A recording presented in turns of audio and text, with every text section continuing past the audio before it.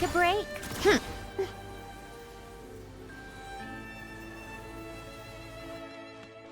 Fearless.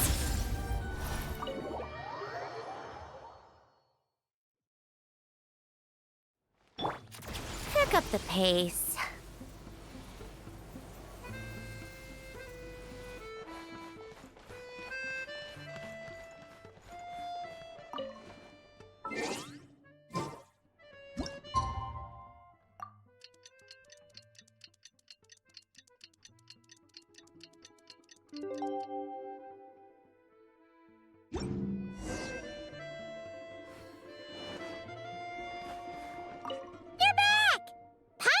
Working on the crossword puzzle in the newspaper.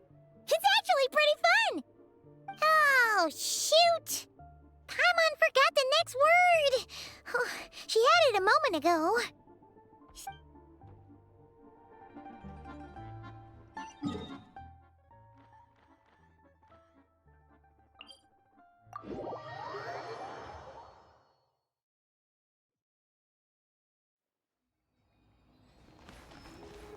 Come on, keep up.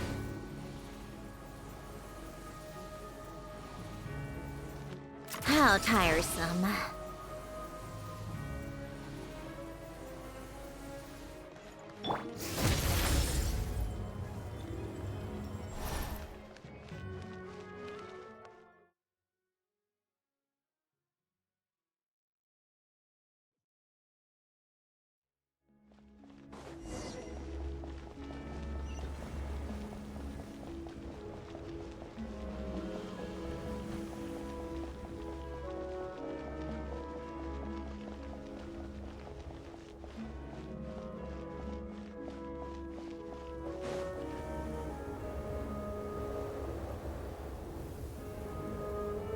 Ooh, it sure is cold today. I wonder how much heavier the snow's gonna get. Here to see Odette? I just need to see your tickets for the preview. Perfect. Thank you. I'll hold on to your tickets. Come on in. It's freezing outside.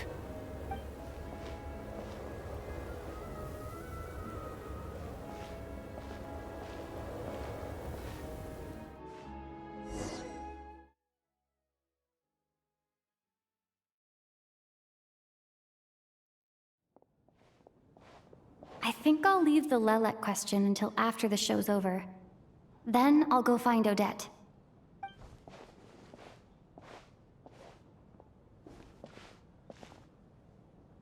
Child said he was originally going to come with Tonya, so I'm guessing Tonya's already here somewhere. Is there anyone here who looks like a Tonya? Let's see. It's a small audience. Makes sense for a preview. But wait, I do see some familiar faces. Mr. Chuganov's back again by the looks of it. Oh, and is that Mitya? And that Fatui officer, Valeri. Guess he must be playing cat and mouse with Mitya again. Oh no, it looks like the show's starting, and I still haven't found Tonya. Never mind. I'll just have to take a seat for now and see if I can catch her afterwards.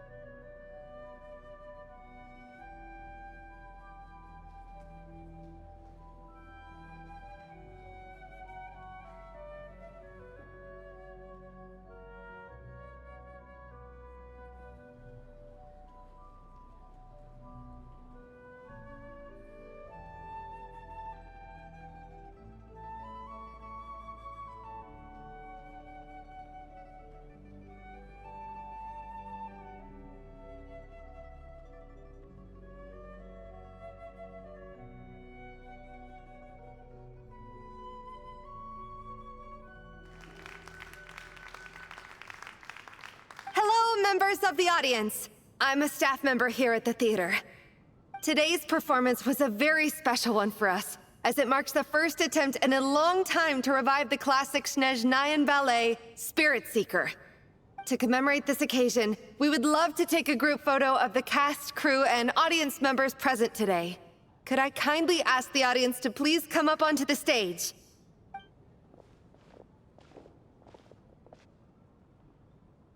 All right, everyone, huddle in a little more.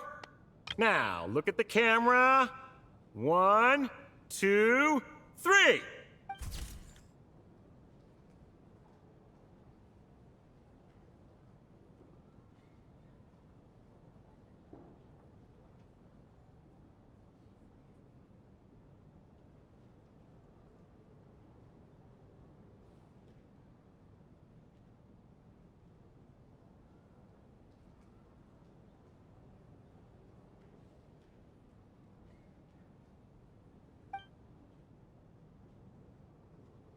Are you quite satisfied, Mr. Energy Scientist? I rather hope you don't have any other escape plans to add to my workload today. What are you talking about, Sarge? This was simply my way of inviting you to watch Miss Odette's new show with me. And wasn't the performance spectacular? In the future, I heartily encourage you to take a leaf out of my book. Find some soul-nourishing pastimes to enrich your time outside of work. It was indeed a fine performance, but I must correct you on one point. This is not time outside of work. These are working hours. Working hours and non-working hours are just a social construct. Human technology can never advance if we're too rigid in our thinking, Sarge. May we leave now? Already? I mean, I was kinda hoping to soak up the atmosphere for a little longer, but... No? Okay, guess I'm pushing my luck. Didn't seem like too much to ask, but fair enough. Off we go then, Sarge. Back to the land of working hours. Lead the way. That has to be her. She's the only person in the audience around Tonia's age. Excuse me? Are you Tonia? Huh? Your brother's busy today, so I took his ticket. Don't worry about him. He's fine. Oh, okay. Sorry for the trouble. What's wrong? Are you sick? No, I'm fine. It's nothing. Maybe she caught a cold on the way here because of the weather?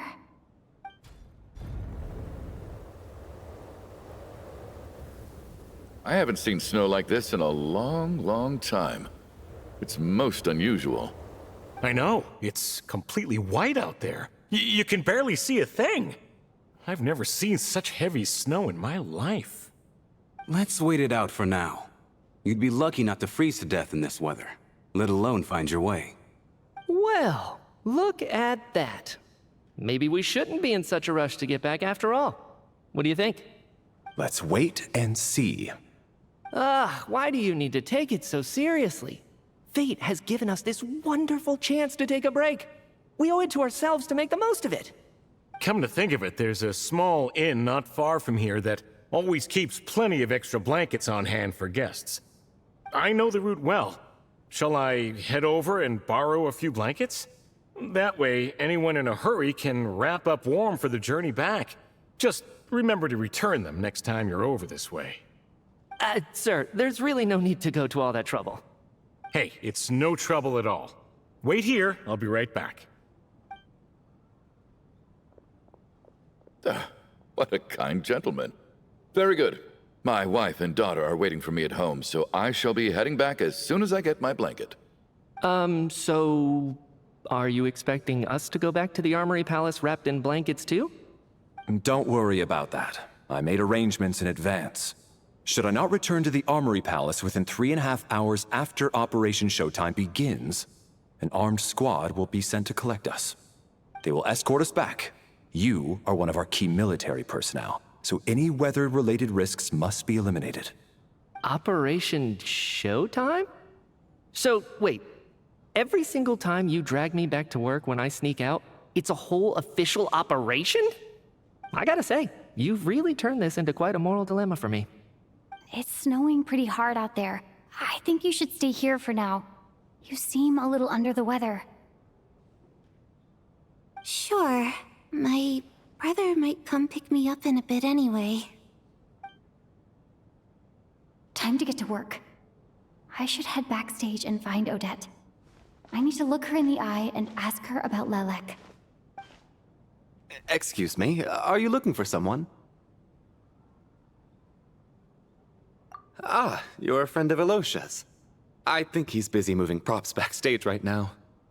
Sorry, but that area is currently off limits to everyone except the cast and crew. Huh. Bad timing, I guess. Well, I might as well stick around. I doubt Odette will be leaving before the snow lets up in any case.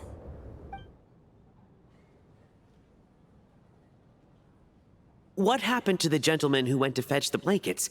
How has he still not returned? I was thinking the same thing. It's still snowing very hard. Do you think something might have happened to him?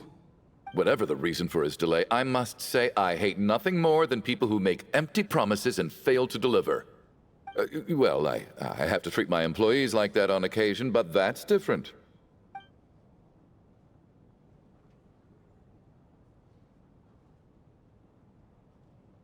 You seem anxious, Mr. Valeri.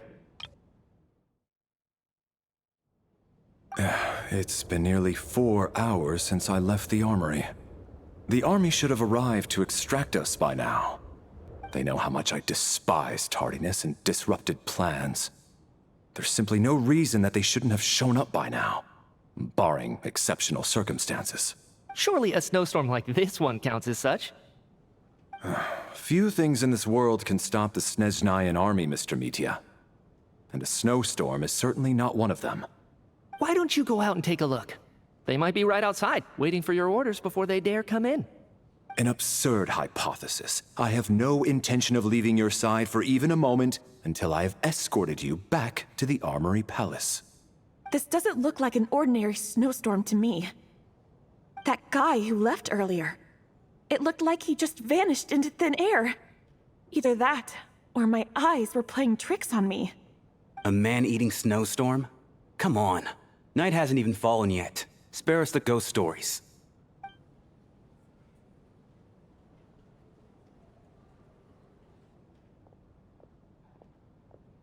Traveler, didn't know you were coming today. How come you didn't say anything? Oh, right. I assumed you were looking for me and Vodenitsa. Odette's still backstage. Whoa, that's quite a snowstorm out there. I've been working backstage this whole time, so I didn't even notice. No wonder the audience hasn't left yet. Huh. Is weather like this rare even in Snezhnaya? Yeah, snow like this. I'm sure I've seen it out in the wild before, but never in the city. Actually, I take that back. I don't think I've seen snow this bad even in the wild. This is something else. It's not normal. If even Alosha thinks snow like this isn't normal, could it have anything to do with that monster people have been talking about? We can't stay cooped up here forever. Someone needs to go out and take a look. No need. I have plenty of experience with snowstorms. Besides, I work here while you're an audience member. I should be the one to do it.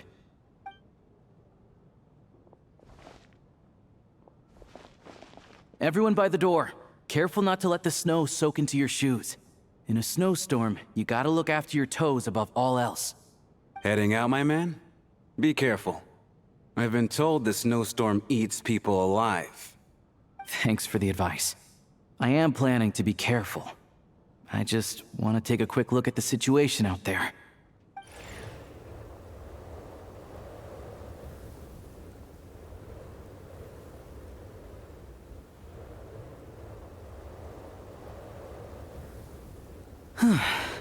He's back! He's back! How was it? What's going... Did you see any soldiers patrolling the area? Something about this storm isn't right. There's no one out there. I didn't see a single soul. And something in the air gives me the creeps. This isn't your average snowstorm. I suspect it might be related to recent events in our nation. I strongly advise everyone to stay here until the snow dies down. Are you serious? So all of us are trapped here now? That sounds a little far-fetched to me. You want to go outside and see? I, for one, am not risking my neck in that weather. This just turned from a minor delay into a major hassle. We can only hope that our friend who went to fetch the blankets just ditched us and went home. Is it really that bad?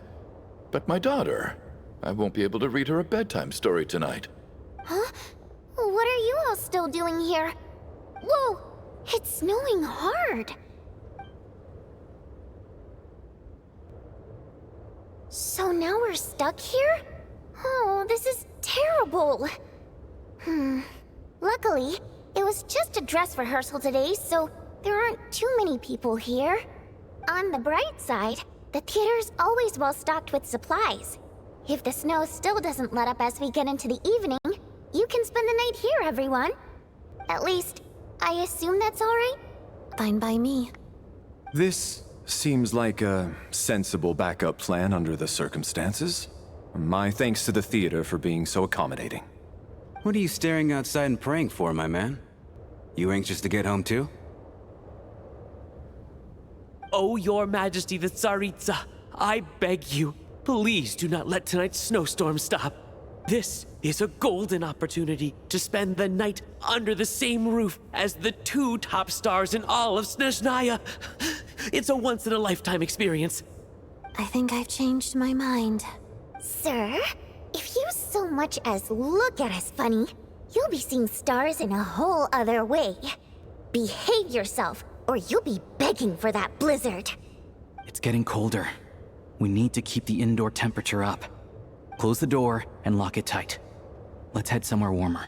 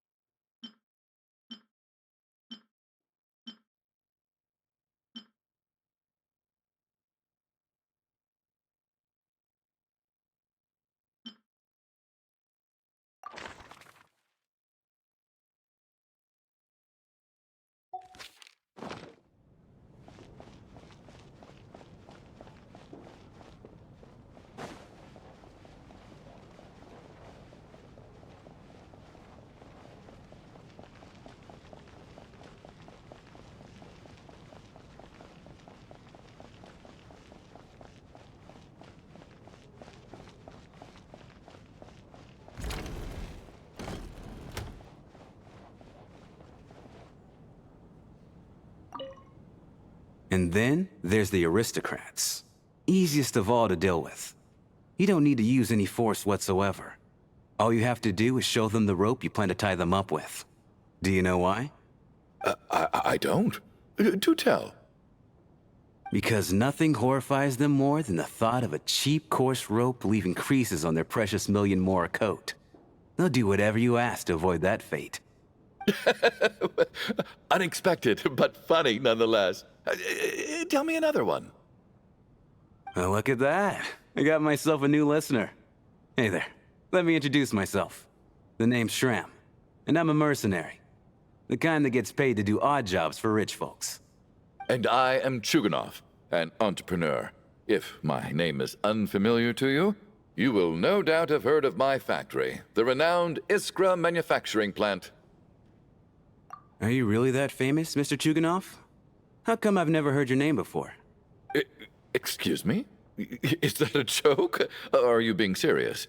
Oh, I'll have to ask my rope later. He's probably tied up more entrepreneurs than I've ever heard of.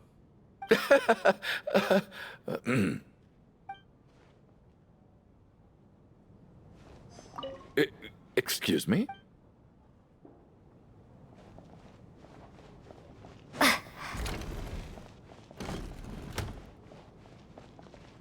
My husband has major trust issues.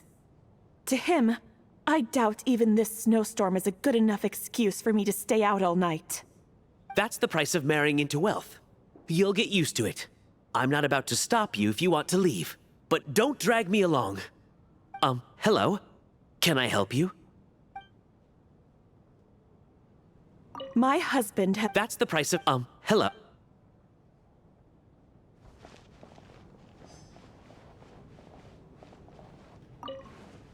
How are you feeling, Tonya? I'm fine. Sorry to worry you. I'm used to it by this point. I take medicine for it. My brother usually helps to get it ready for me. Child must take great care of his sister. He's never mentioned Tonya's illness, though. You know, I actually find this whole thing kind of exciting. Stuck in a strange place thanks to a snowstorm. Having to spend the night with a bunch of interesting characters.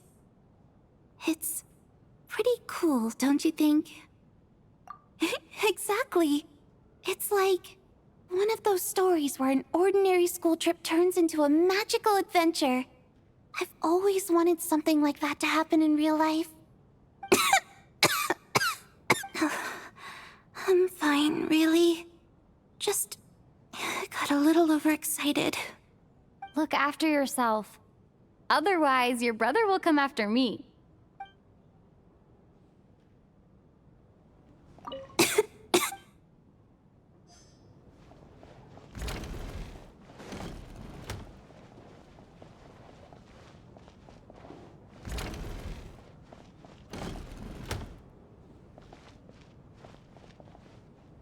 This is highly irregular. A delay of over an hour during an operation like this theoretically warrants a Harbinger-level response. I wonder what the issue is. The storm, or something else. Sarge, the day you learn to let go and just enjoy moments like this is the day you'll finally understand the meaning of life. Why, hello, ma'am. I believe you were the one sitting at a nearby table back at Podvorye Restaurant. Any friend of the theater's star performers is a friend of mine. It's a pleasure to meet you. I'm Mitya from the Energy Commission. Greetings. Major Valeri, head of the Special Assignment Battalion. Armory Palace Royal Grenadier Guards, 1st Regiment. I am here to ensure Mr. Mitya's personal safety. Please let me know if I can be of any assistance. Miss Traveler, I cannot help but notice that Miss Odette is stealing glances at me. Any idea what that could be about? I've racked my brains, but I can't think of anything I might have done to offend her. Perhaps she noticed me spacing out during her performance?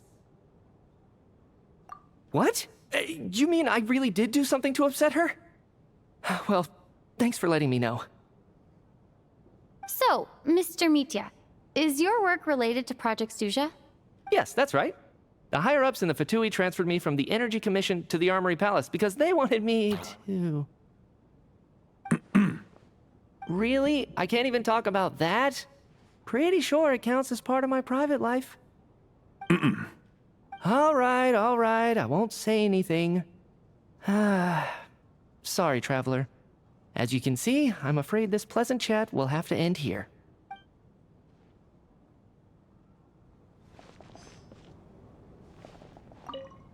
This is highly irregular.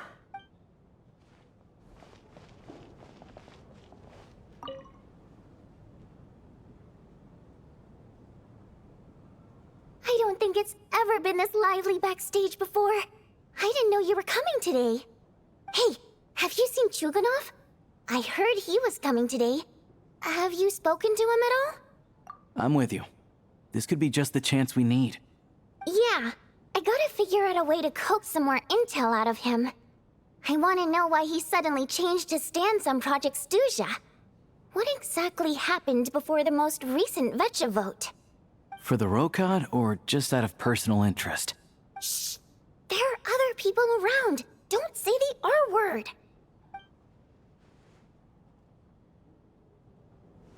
Shh!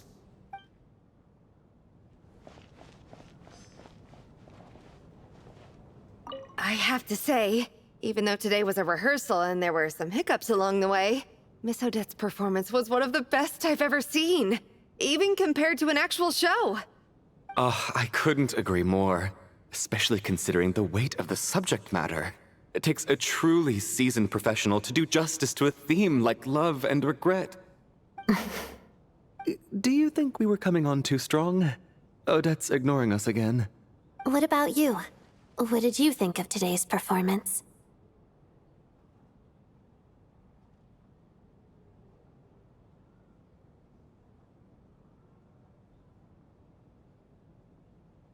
Oh my, that's very flattering of you.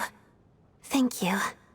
I'll make sure to save a ticket for you when the show's performance ready. This doesn't seem like the time or place to bring up the subject of Lilac. I need a chance to speak with her in private. So unfair. Talk about double standards.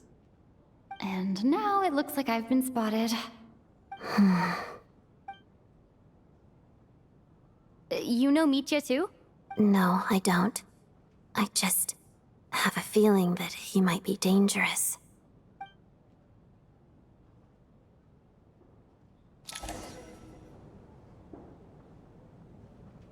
How's it looking, Alosha? No change from this afternoon.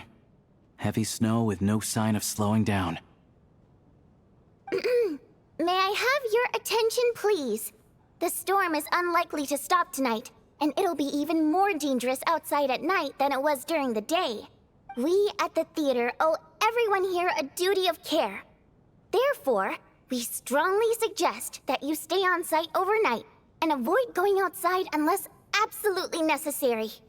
In a few short moments, we'll give you a tour of the theater's various quarters. You can choose to sleep in the VIP room, the office, or backstage. Or on the stage if you'd prefer. We won't mind. I'll pass on sleeping on the stage. What if the snow is stopped by tomorrow morning?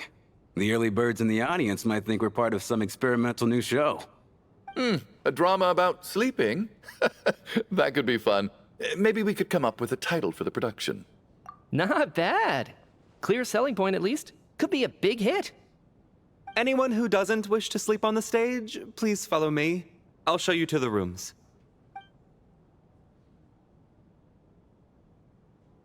I guess I'll call it a night. Though, I feel like I won't sleep very well without Paimon here. I'm sure she'll be worried that I haven't made it back yet. But as long as she looks out the window, she'll probably realize what's holding me up. I wonder if she's feeling any better yet? At least she hasn't been getting any worse. Still, I should try and get back first thing tomorrow morning.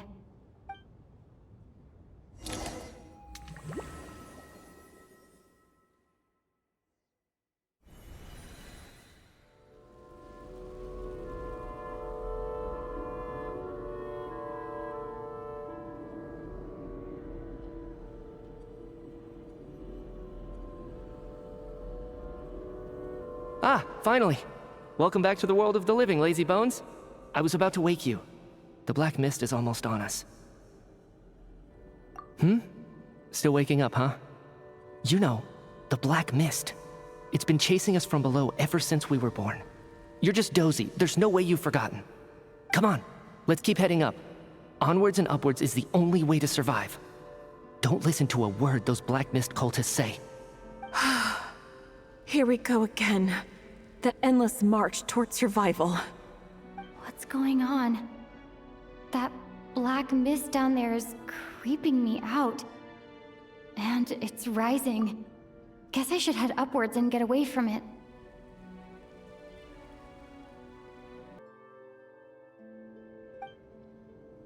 The Black Mist cultists believe that being swallowed by the Black Mist leads to everlasting peace. But if you ask me, they're just lying to themselves. We're the only heretics left, the only ones who refuse to give in. We have to keep going. But how do you actually know that they're wrong? Dangerous question there, Torgov. The moment your faith wavers, you start a chain reaction that ends in the collapse of your will. Put the question out of your mind. Stay strong and believe that the Black Mist means certain death. Okay. But it's not my mind that's the problem. My body's about to give up on me. It's already starting to falter.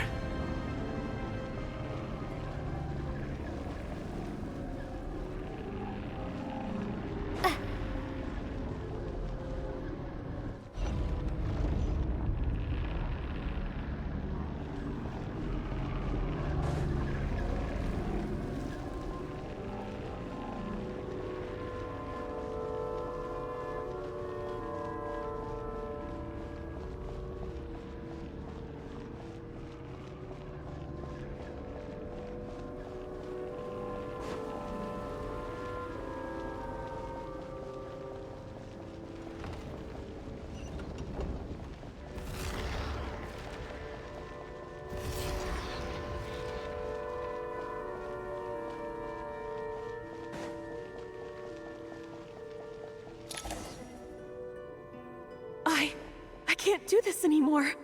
I've had enough of being forever on the run. What's the point of it all? All this will pass eventually, I promise. Keep fighting. It will be worth it. You accuse the Black Mist cultists of being liars. But you're lying too. There is no end to this path. It keeps going up forever. There was never any hope to begin with. The cult of the Black Mist has poisoned your mind, Sobolova. Are you thinking of giving up as well? I am. I think I'll take my chances with the Black Mist over this perpetual torture. As much as I detest the Black Mist cultists, I'm just too weary. Then I bid you both farewell. Let me put my personal opinions aside for a moment and say, I hope that you both find peace within the Black Mist. Fate always appears so impossibly complicated. But at moments like this, its raw simplicity is laid bare. Their fate was sealed from the instant they entertained doubt. From then on, the outcome was both inevitable and irreversible. Let's go.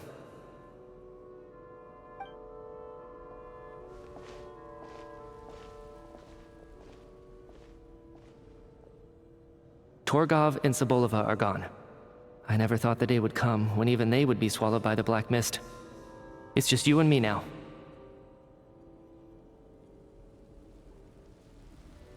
Yes, it looks like it's satisfied. For now. This happens from time to time. But it won't be long before the Black Mist starts chasing survivors once again. No one knows how to stop its advance for good. Well, we should make the most of the precious moments of rest that those two bought for us. Huh? Are you really that sleepy, traveler?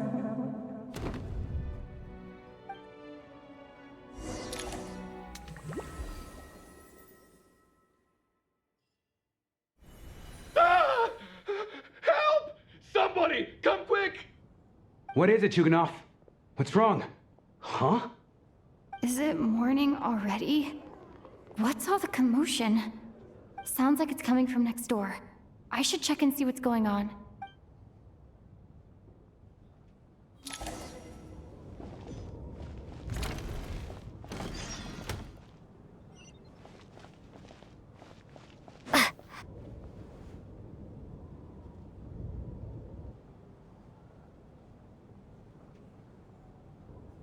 Don't look, Miss Tonya.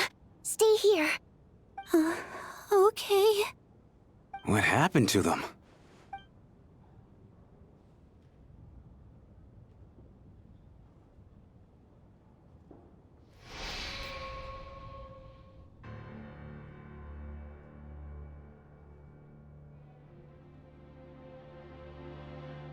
These two people have passed away. And the strange thing is that somehow I knew this was going to happen. I knew that they would be the ones to die. Have I seen this moment before? Or did I have some kind of premonition? I can't remember what it was. Let me take a look.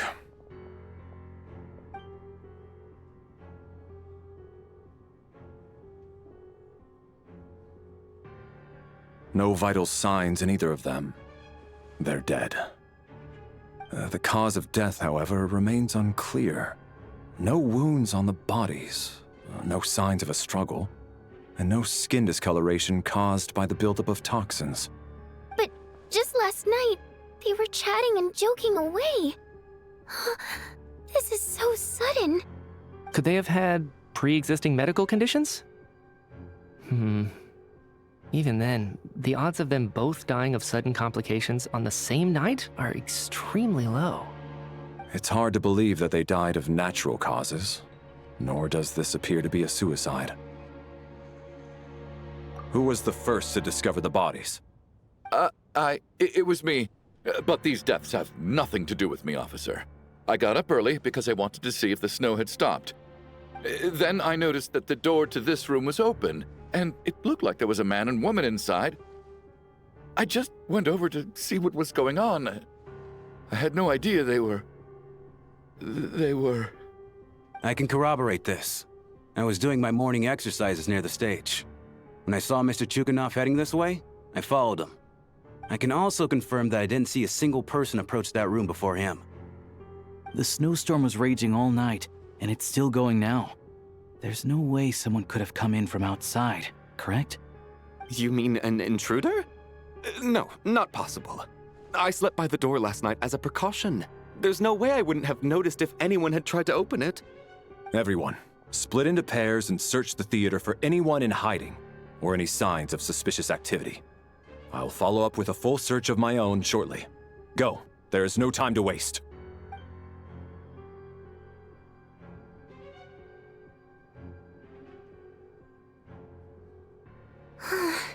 Nothing on your end either? Backstage is clear. No signs of suspicious activity. We checked the basement. Also clear. I don't think there's anywhere here that a living person could hide. Are we certain that the theater doesn't have a back door? Or any tunnel or passageway wide enough for a person to fit through? No, there's nothing like that. If people were sneaking in through some secret tunnel to avoid buying a ticket, we'd have sealed it off ages ago. I also checked the windows. All of them are locked from the inside, and there's no sign of anyone entering or leaving. It sounds like we can safely rule out the intruder theory. If anyone came in during the night in this weather, there'd be no way for them to avoid leaving footprints or water stains. This can only mean one thing. It's like one of those murder mysteries you see in novels and plays, isn't it? The ones where the killer is one of us. We can't quite jump to that conclusion just yet. Could he be right? It's hard to imagine something like that happening in real life. Set in a theater during a snowstorm, a murder takes place and the killer is among us. It's such a classic trope that it seems unbelievable. Looking at who the killer targeted, and the clean entry and exit, it all adds up. I know what this is. It's obvious now that I think about it. What is? What have you figured out? Both victims were wealthy, well-known local merchants. And the door was deliberately left open so I would discover the bodies and witness the crime scene first thing in the morning. Such ruthless methods. This was your doing, wasn't it, Lelik? Lelik? You mean Lelik is among us? And he's the killer? Lelik. I know this code name. Member of the Rokot, anti-Project Stuja. Always works alone. I've read the case files at the Armory Palace. Walk me through your reasoning, Mr. Chuganov. What do you know about Lelik?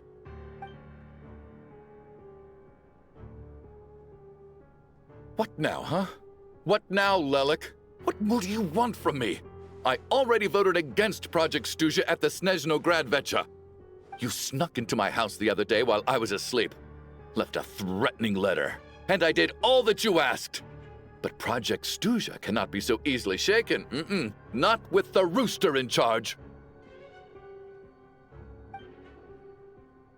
So he really was threatened by Lelik. That makes sense. And now you're resorting to murder to threaten me. Isn't that right? I knew it. The Rokot despises the rich. The lives of the wealthy are but refuse in your eyes. Show yourself! Which one of you is Lelik, Tell me! I'll do whatever you want! Just stop playing these mind games!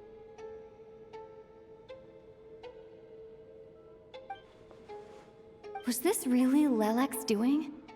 Would Odette really do something like this?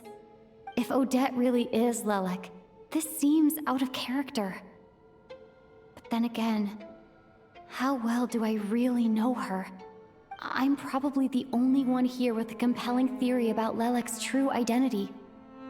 But if I reveal it now, I'll be putting Odette in the line of fire. What should I do? I don't think it's likely that Lelek killed anyone. At least from the stories I've heard, he's never killed anyone before. And his name has never come up in connection with any murder cases. Besides, even if Lelek did want to threaten you, why resort to such an extreme and roundabout method?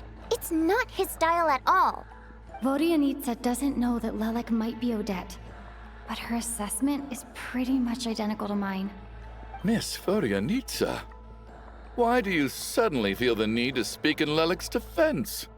Defense? Oh, no, it's just... I'm worried that we're jumping to conclusions here, so I wanted to share my point of view. Also, I don't think the Rokot is as bad as you're making it out to be. Well, if you think I'm so wrong, what's your theory then, Why don't you tell us who the killer is? The case is still evolving, Mr. Chuganov. Please do not prevent others from expressing their opinions so early on in the discussion. Even so, there's no denying that the recent threat received by Mr. Chuganov may well be an important clue. So there's still a good chance that Lelek is right here among us. I can't do this anymore. I don't care if it's still snowing outside. I have to get out of here. Whoa, take a beat. We all know it's far too dangerous out there. Even the soldiers couldn't get to us. Go out that door, and you might not live to tell the tale. And whoever this Lelek is, they're surely not going to murder anyone in broad daylight. Be sensible, my man. You're safer inside. As much as I regret having to say this, I'd like everyone to cooperate and refrain from exiting the premises until further notice. Because as things stand, every one of us is now a suspect. Unless anyone has further information to share, let's adjourn for now. Feel free to keep searching for clues, but make sure you don't go off alone.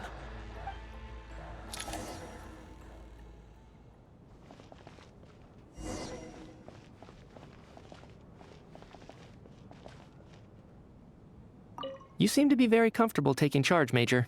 You took the reins as soon as things went south. I simply made an executive decision that someone needed to take control of the situation on the military's behalf. Does this offend you? No, quite the opposite.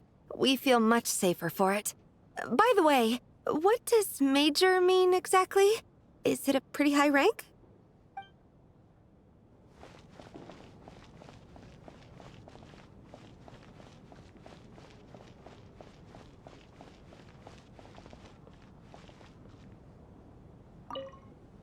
I still find it hard to believe there's a murderer among us. Just last night, I imagined we were like classmates out on a hiking trip. There's no guarantee that you can trust your classmates, especially not when you're locked up together. Why did they do this? Was it for money? Even then, they could have just kidnapped the people. They didn't have to die.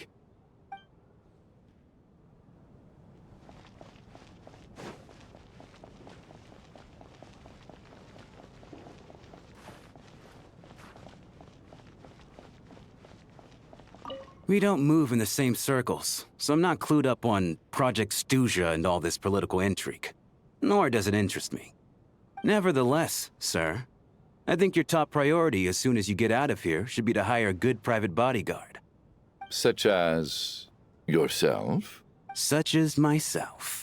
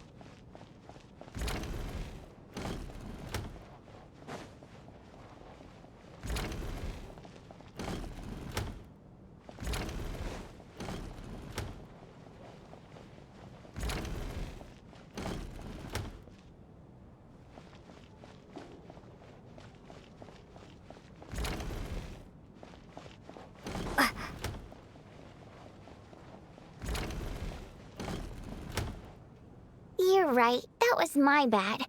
It was a knee-jerk reaction. I didn't think it through. Luckily, no one suspected my identity. Oh, phew. It's just you. I thought someone was eavesdropping. Since Vodyanitsa and I were on the same page earlier, I think I should share my thoughts with the Rokot members first.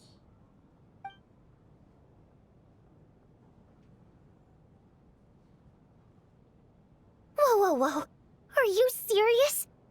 I don't know if this counts as gossip, but it's definitely on track to be the juiciest this whole year. Odette? Really? Odette? Oh god, how dumb does this make me look? Lelek has been right under my nose this whole time, and I didn't notice a thing. Actually, it's exactly what you'd expect. Sometimes, hiding in plain sight is the best strategy.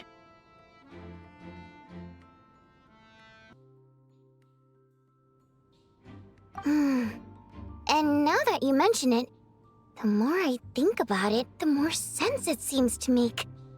It all adds up. What are we up to now? 1, 2, 3, 4... Odette's identities. She's my coworker, specifically a ballerina, and also a Fatous, a member of the Rokot. Now, Lelek. It must be so exhausting. I just want to give her a hug. I guess since I've always known her as a member of the Fatui, it never even crossed my mind that she could be involved with the Rokot, let alone be Lelek. I don't understand. If she's with the Fatui, what reason could she have for being so opposed to Project Stusha? Probably best if you ask her that in person. Well, since you waited until now to bring this up instead of announcing it to everyone earlier, does that mean we're all on the same page here? Yeah. Lelek may not follow orders from the Rokot leadership, but as far as I'm concerned, she's never crossed the line. If anything, her actions benefit the poor. We need to confront her face to face. Do you think she'd really admit to being Lelek? I don't know. We'll have to see how it goes. For now, we'll work on the assumption that she didn't kill anyone, and see how much she's willing to tell us.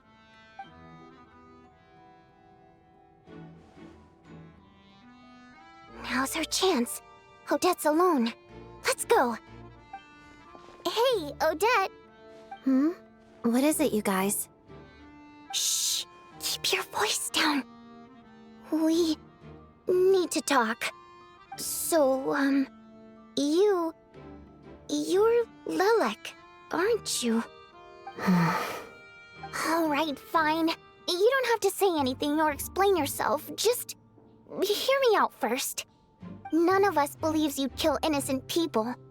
Whoever murdered those 2 people last night, it wasn't you. The Traveler was the first to figure out your identity, but she kept quiet during the discussion just now. Still, it's clear where the group consensus is heading. Everyone believes Lelek is the culprit. If your identity is exposed, you'll be in a really bad spot. We're your colleagues, and we know what kind of person you are. I don't want anything bad to happen to you. So, can you clue us in? Tell us everything. The more we know, the more easily we'll be able to cover for you. All right. Yes, I'm Lelek. And no, I'm not the murderer. And thanks, but I don't need you to cover for me. Actually, I'm planning to reveal my identity. Huh? You're gonna reveal that you're Lelek? Here? That's right. I'll admit I was surprised at first when Chuganov guessed that I was here. It was just a lucky guess, but it caught me off guard. But after taking some time to assess the situation and confirm where everyone stands, I don't believe I have anything to worry about. Are you sure you don't need a second opinion? Given the circumstances... Mr. Valeri! What?!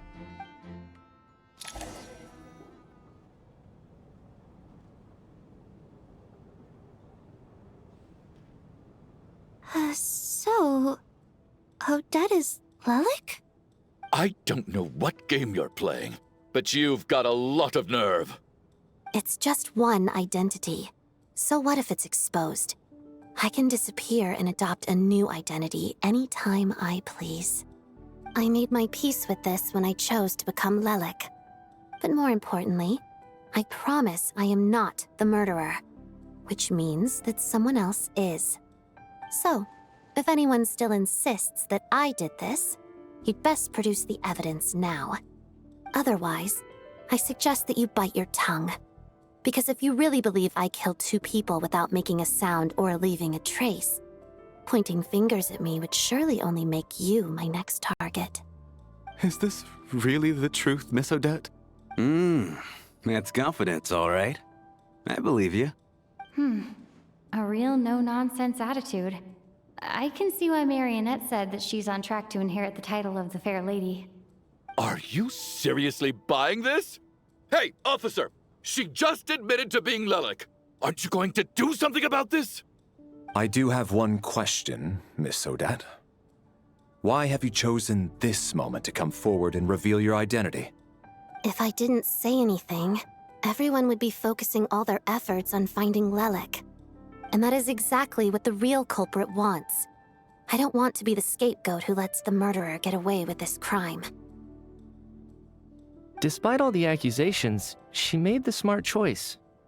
A remarkable display of rational thinking under pressure. Clearly, Odette's talent extends far beyond the art of dance. She thought so far ahead. Ugh, why do I always feel like I'm one step behind her in everything? You've convinced me. Dealing with the murder case remains the top priority right now. Let's put the name Lelik and all related incidents aside until further notice. Nevertheless, the group still considers you the prime suspect. I assume you have no quarrel with that, Miss Odette? I understand. You're welcome to keep an eye on me around the clock. I have no objections. Mr. Chuganov?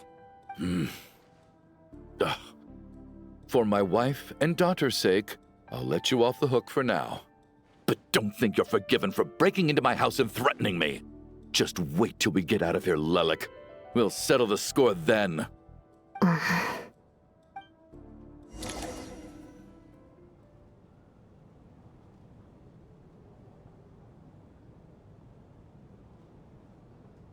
Good work, Lelik guard team. And Lelik too. Here, have some hot water. Turns out Valeri knew about my exploits, so now I've been told I have to guard Lelik with him. Shouldn't you be facing my way if you're guarding me? At the moment, it looks more like you're my bodyguards. If the true culprit is indeed still at large, as you have claimed, we must keep our guard up against them also. Don't worry, Tonya. We'll get through this. Once the snow stops, the officials will step in. The investigation will get easier, and then we'll be safe. But once the snow stops, won't everyone just leave? You're gonna miss us, huh? Well, some of us work at the theaters, so we'll still be here. I'll even give you a special backstage pass. Really, Miss Vodyanitsa? That's awesome! You've made a fan for life. Aw, you're so cute, Tonya. All right, let's swear to it. I promise to give you the pass, and you promise to never change your mind about being my fan.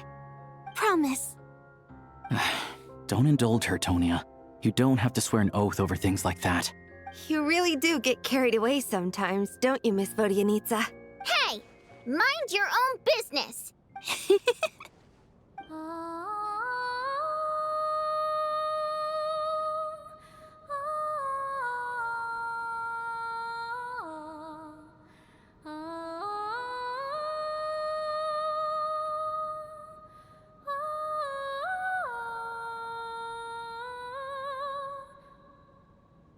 Don't be nervous, Miss Waterimp. Everyone's here. There's nothing to be afraid of. Excuse me? Do I look nervous? Don't be ridiculous. No, no. You sound nervous, lass. Oh. Wait, but how... Okay, plenty of people know that I'm a water imp, but still... How come you understand our primary mode of expression? Primary mode of expression. I've not come across that concept before. Do enlighten me, Vodyanitsa. Well, it's just... We water imps tend to communicate our emotions to each other by singing, rather than facial expressions. The emotions we convey through song take precedence over our facial expressions. So, we think of it as our primary mode of expression. I'm impressed, Shram. I didn't take you for a man of culture, but you're clearly rather learned. It's not about being cultured or not. The thing is, this mode of expression can usually only be understood by other water imps. It's not a simple case of a song sounding happy or sad. And yet, you're clearly human, Mr. Shram. It's really not the big deal you're making it out to be. I think I just have a knack for it. Plus, I have a... very close friend who's a water imp. A delightful lady. But keep that a secret. Anyway, we spent so much time together that before I knew it, I noticed I could understand her expressions. Oh, I guess that makes sense. Still, the fact that you have a water imp friend is even more surprising. I'd better watch what I'm singing when I'm around you from now on. Hey, what are you implying? You're not secretly insulting the audience in your songs, are you? Heavens! Why would I do a thing like that? It's getting late. We should discuss our sleeping arrangements for tonight. To guard against the killer, someone needs to keep watch. I suggest that we don't sleep in separate quarters tonight. It will be safer if we all stayed together. As long as someone keeps an eye on Lelik, I'm quite sure we won't have any trouble. Are you saying that you wish to bet your life on Miss Odette being the killer? Nonsense. Of course not. Then I propose the following arrangement for tonight. The Traveler, Odette, and I will form the Night Watch. We'll sleep in shifts, but 2 of us must be awake at any given time. An excellent idea. This allows us to handle the Night Watch while also keeping an eye on Lelik. Meanwhile, the rule of taking shifts in pairs resolves the other issue. Namely that we can't necessarily trust the Traveler or Valeri either. I expect that plan took you quite some time to come up with, didn't it? Actually, our field combat manual outlines a similar approach. Although the scenario there involves guarding prisoners overnight during field operations. That being said, I must clarify that I harbor no disrespect towards you personally, Miss Odette. In fact, Lelik's numerous covert operations make fine textbook examples for military agents. I care less about respect and more about the fact that you just robbed me of 2/3 of my sleep tonight. I'm calling dibs on being the first to rest. Good night.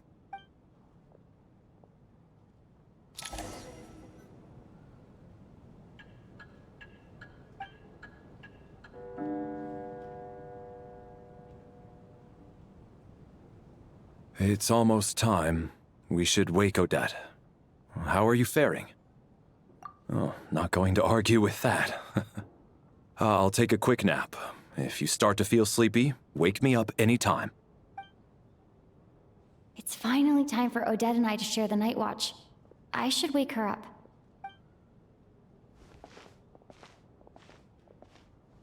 I came here to get information from her in the first place. Maybe I should think about what questions I want to ask before she wakes up. How long are you gonna keep staring at me? Couldn't sleep. My mind's been running haywire. Plus, there's something I've been meaning to talk to you about. I had a hunch that you wanted a conversation, too. Let's take this chance to clear the air, shall we?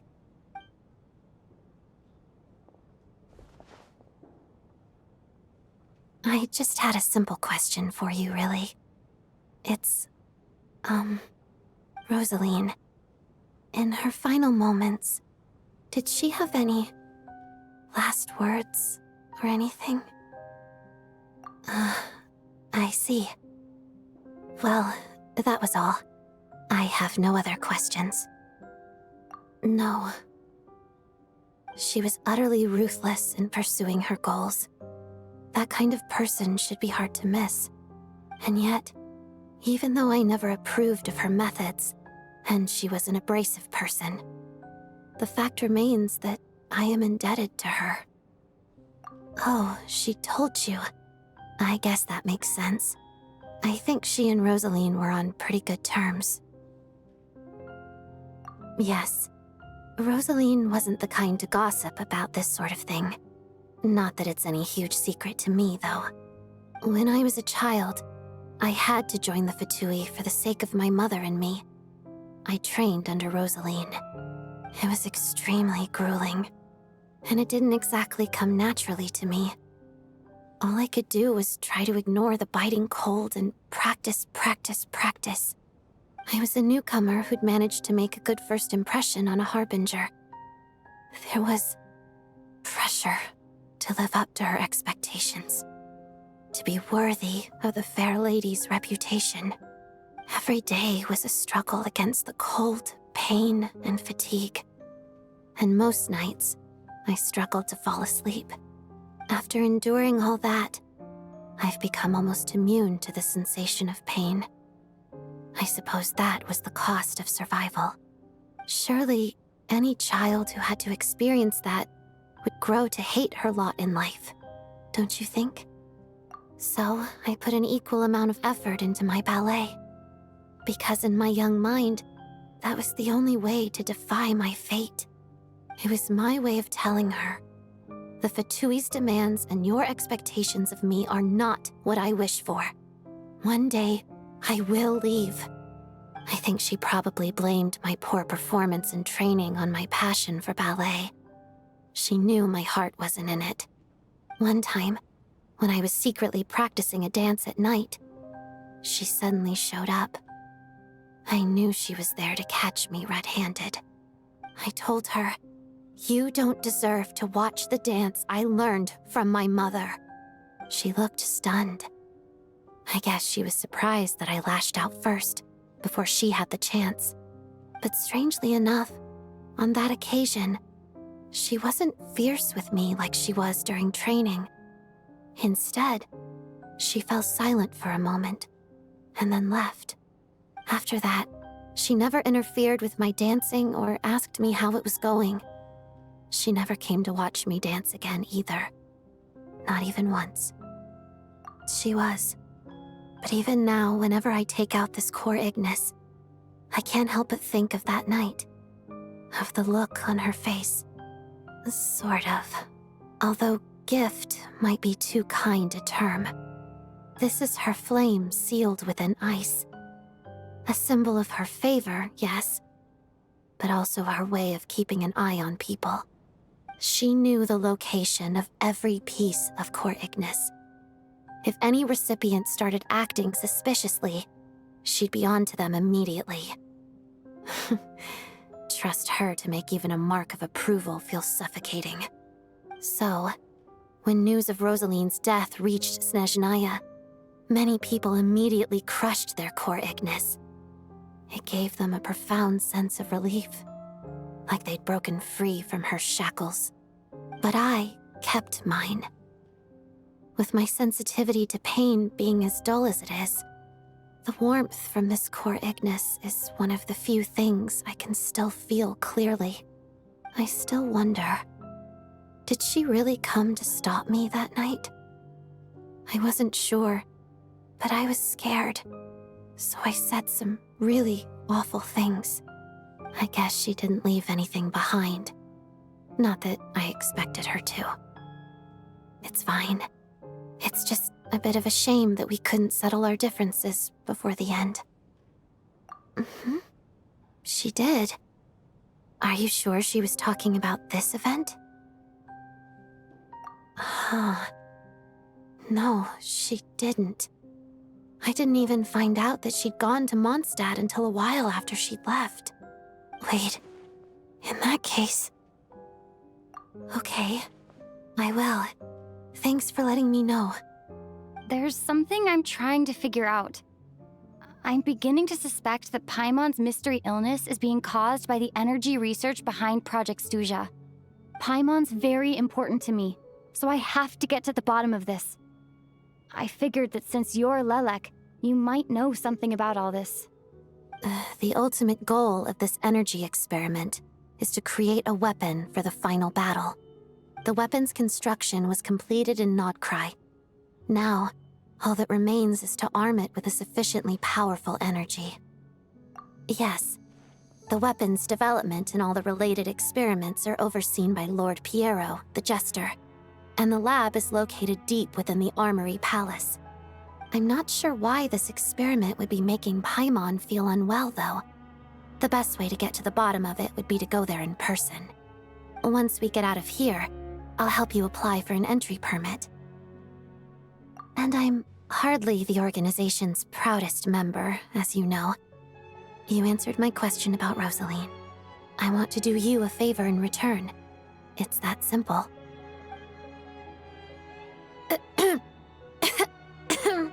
Huh? What's wrong? Are you not feeling well? You two seem to be hitting it off. I thought you were sleeping.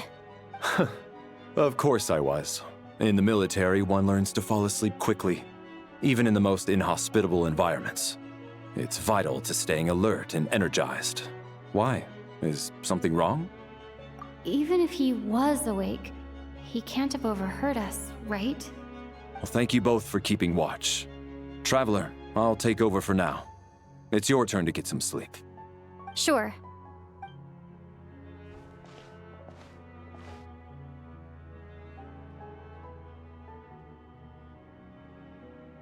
This is our second night here, but at least I found out a little more about Paimon's condition. I hope she's been sleeping well the past couple of days. Huh. Why do I feel like I'm being watched? Seriously? Is this payback for when I stared at her earlier? But... Never mind. I'd better try and get some sleep myself.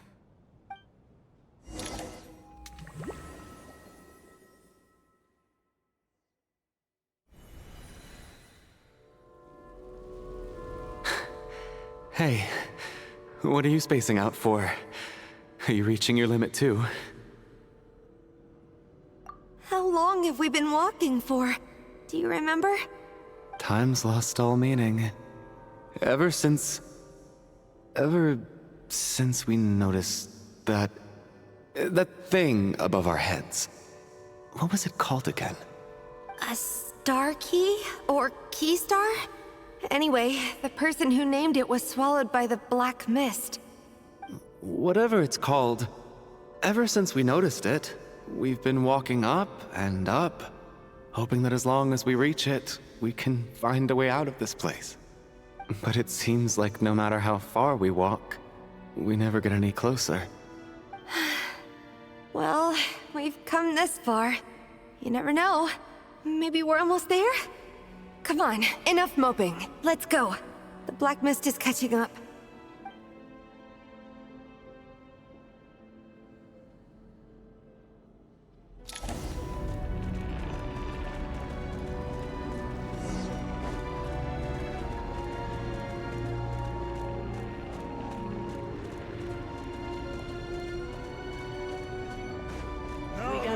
Here comes another. Monsters! Watch out! Not again! I've lost count of how many times we run into them. Be careful. That guy's here. That's it!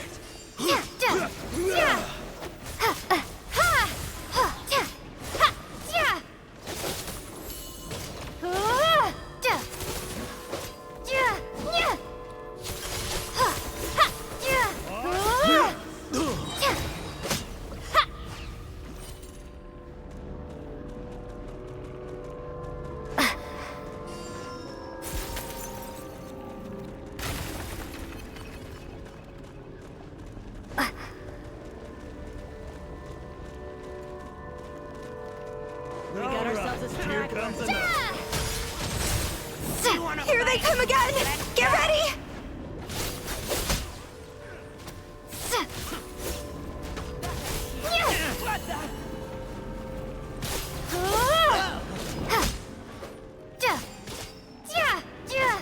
Encase! Condense!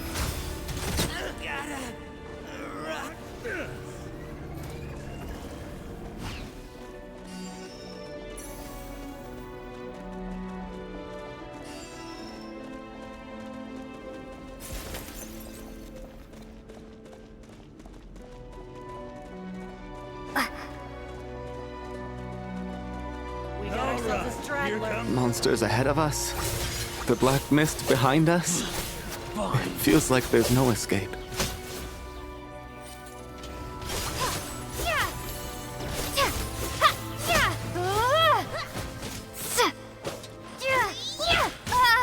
Encase!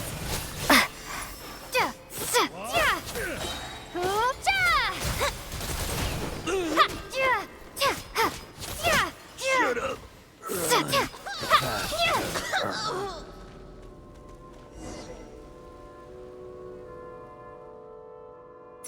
Are you hurt, Coolish? No. I'm fine. It's just... Suddenly I don't want to walk any further. I get you. In fact, I reached my limit a long time ago. Sometimes it feels like there's hope where there shouldn't be. Yeah. The hope that the star gives us is the only thing keeping us going. But I'm not sure it's real at all. It may just be a collective illusion. Otherwise, why would it always be out of reach? We know you mean well, but you're only saying that to try and encourage us to keep going, aren't you? Thank you, friend. But enough is enough. Please don't give me any more false hope. Hope is poison in this place. You're going to continue, aren't you? I admire that. I've given up, but I wish you the best. May there come a day that you catch up to the star and leave this godforsaken place.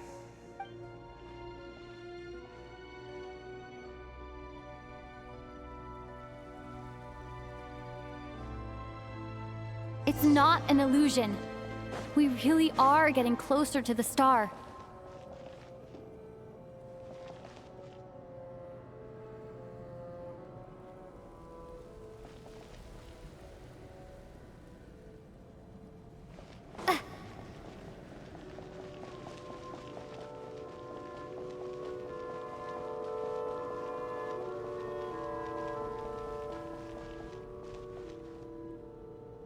Congratulations. You're the first person to make it here. I'm the star's envoy. The black mist has stopped rising. Its hunger is satisfied for now, having devoured your two companions. This is a good opportunity. I'll let you get some rest before we continue. What do you mean, leave? The star represents the starting point. It's the waypoint for the beginning. Congratulations on reaching the starting point. Once you are ready, we will head out and walk upwards. I will be right by your side the whole way. Huh? What's wrong? Hey, don't give up before the journey's even begun.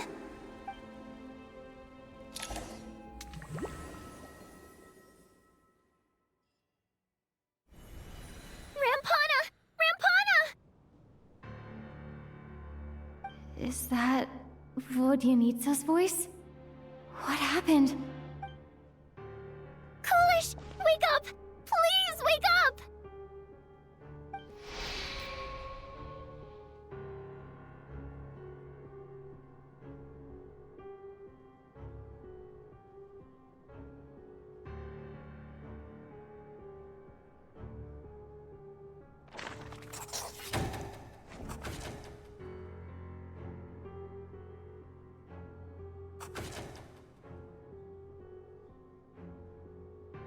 The situation is identical to that of the 2 casualties yesterday. We cannot ascertain the cause of death. At least there are some elements that we can rule out this time. They slept on the stage with everyone else, so I suppose the surrounding environment can't be a relevant variable. Rampana. Coolish. Weren't some of us keeping watch last night? 3 of us, in fact. How could you not notice something was wrong? I'm as confused as you are. Certainly nothing unusual happened on my watch. Likewise, and from what I've observed so far, both Miss Odette and the Traveler can be trusted. To be honest, I didn't get a wink of sleep last night. I couldn't help but think I was the target, so I just laid there with my eyes closed. I heard the Traveler and Lelik chatting, but otherwise I don't recall hearing any commotion during the night. Me too. I didn't want to wake everyone up, so I was concentrating hard, trying not to cough. I hardly slept at all. If anything had happened, I'm sure I would have noticed. Then, what could possibly be causing this? Once was bad enough. I can't believe it happened again. I worked closely with Rampana and Coolish for so long. I never imagined that one day they'd... And on the stage of all places... Vodianitsa.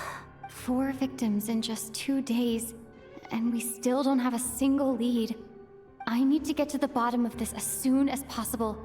And above all, keep Tonya safe. I'd never be able to look Child in the eye again otherwise. Still snowing? Yes, I just checked. Still no sign of anyone outside either. So we only have ourselves to rely on. If you ask me, this killer can clearly strike whenever they please. The Night Watch was a useless endeavor from the start. Lelik must be an expert in poisoning. Clearly she used some poison that can't be detected on the corpse. Here we go again. Listen, I was already thinking to myself last night, was Lelik's reason for revealing her identity the real story? Well, now I have my answer.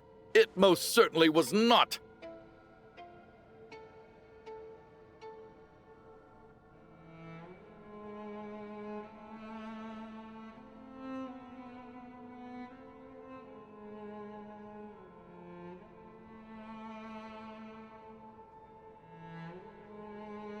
She's been playing us for fools.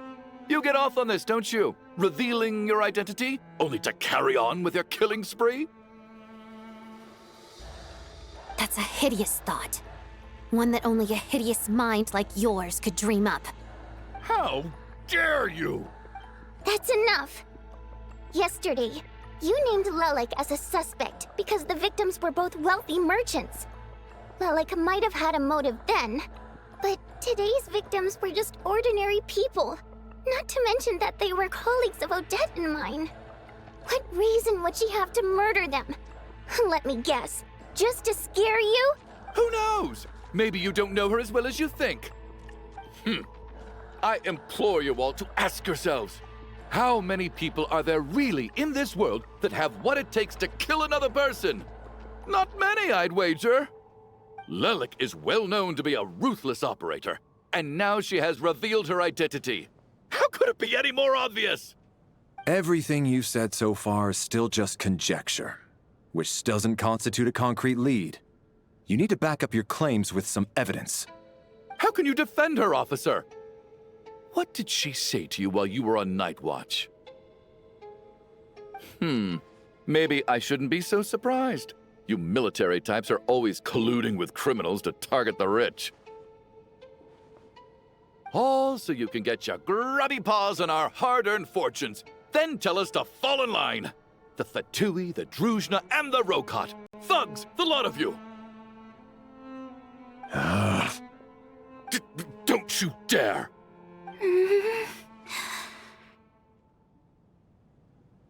Sir, but... You were the one who told us not to stop other people from expressing their opinions yesterday. 4 people have already died. Only yesterday I was chatting with Mr. Coolish. Then we woke up in the morning and he's... Turning against one another is the last thing we should be doing right now. Little girl.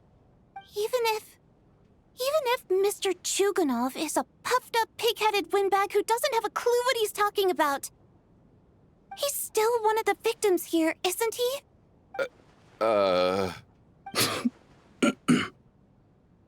Quite. I had no intention of resorting to violence. But you're right, Miss Tonya. I ought not prevent him from speaking his mind. In any case, I believe Mr. Chuganov has calmed down a little now. We may resume our discussion. I don't think there's any need for that. What is there to discuss? Nothing about this situation is normal. Did you have an idea, Mitya? You're the brainiac here, right? Come on, clue us in. I've been mulling something over. All the leads we have so far concern things from outside the theater. Miss Odette's alter ego, the threats Mr. Chuganov received. But then there's the 2 double murder crime scenes themselves, which have given us absolutely nothing to go on whatsoever. That's highly unusual. Even with the most careful killers, there's always some evidence left behind. So what are you suggesting? I think this could be a supernatural event. It isn't characteristic of human-on-human homicide at all. Correct me if I'm wrong, but aren't you supposed to be a scientist? That doesn't sound like a conclusion someone like you is supposed to make. I got into scientific research because of my insatiable curiosity. But if the present situation defies all known scientific explanations, I don't mind shifting my curiosity toward the paranormal instead. Now that you mention it, I remember when I first came to the theater. I heard rumors about this place being haunted. Haunted? Yeah, I think I heard the same thing. But I mean, they're only rumors, right? We've worked here for years. Surely we would have noticed any spooky goings-on by now. Well, this has taken an unexpected turn. A haunted theater? If Paimon were here, she'd probably be hiding behind me in fear right now. Why don't we take this opportunity to look for clues again with a more open mind? Maybe a different perspective will help us see something different. Very well. Whether it's criminals or ghosts we're looking for, the same rules apply. Everyone needs to tread carefully. I'll move the bodies into the same room for now.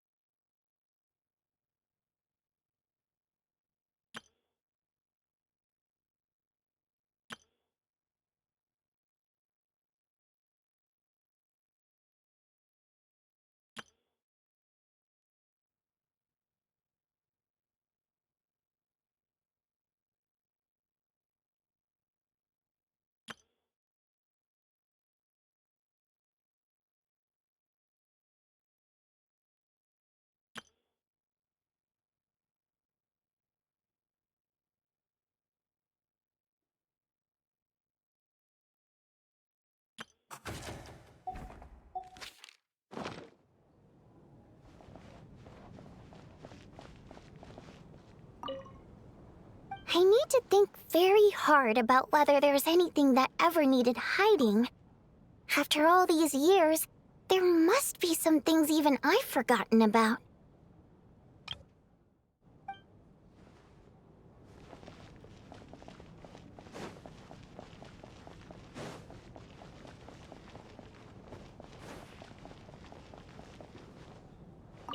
Chin up, my man.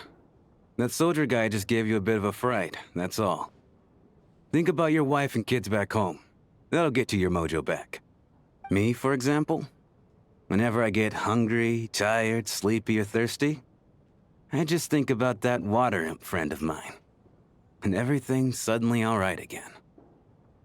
So daydreaming about women somehow removes your need for food and water, does it? Don't be absurd.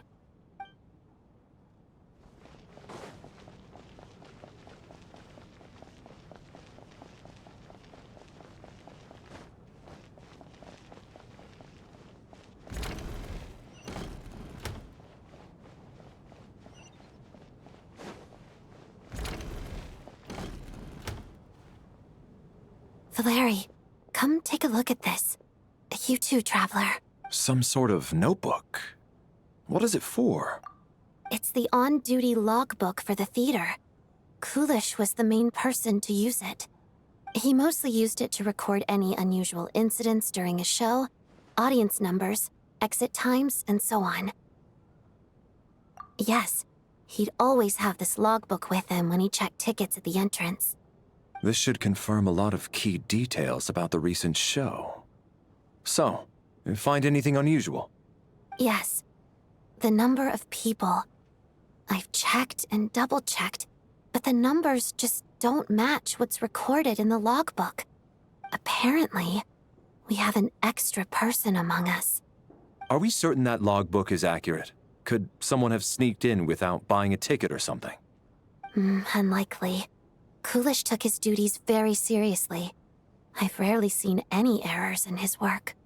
Not to mention that this was a dress rehearsal, meaning smaller audience numbers and tighter ticket restrictions than usual. Everything would have been well within his control. We no longer have our tickets with us, do we? They got collected on entry. I assume there's no way we can check them again.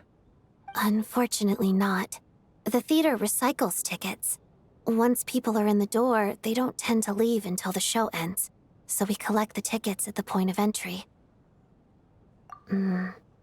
Still, I'm inclined to believe that this discrepancy in the head count is significant somehow. Did an extra person just materialize out of thin air?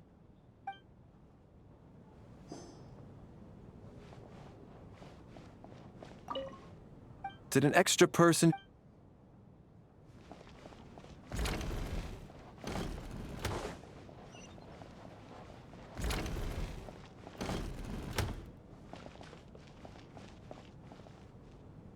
Tonya? Did you find anything? Not yet. Still looking. So... Are we supposed to be looking for something paranormal? I think I'd prefer teaming up with you than looking around on my own. This looks like somebody's notebook. Shall we read it together?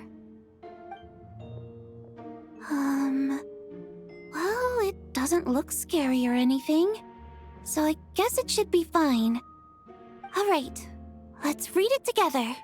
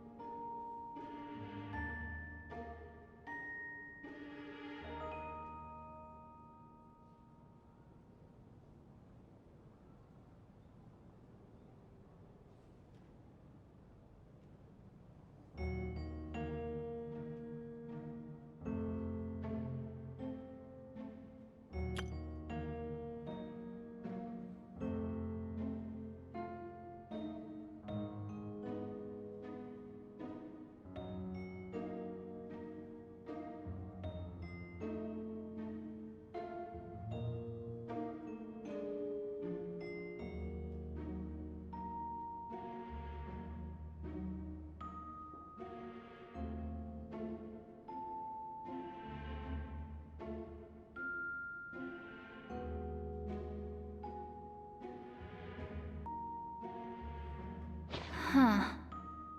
This has to be Vodyanitsa's writing, surely. Maybe it's a little rude for us to peek at this. I feel like I just read someone's secret diary by accident. It sounds like she's writing this for her parents, right?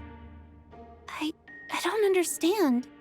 Why put this stuff in a notebook instead of mailing it in a letter? Because her water imp parents belong to the aristocracy, who were driven out of Snezhnaya by the Tsaritsa long ago. And now they live somewhere new, where the postman can't get to. We're sorry! It's fine.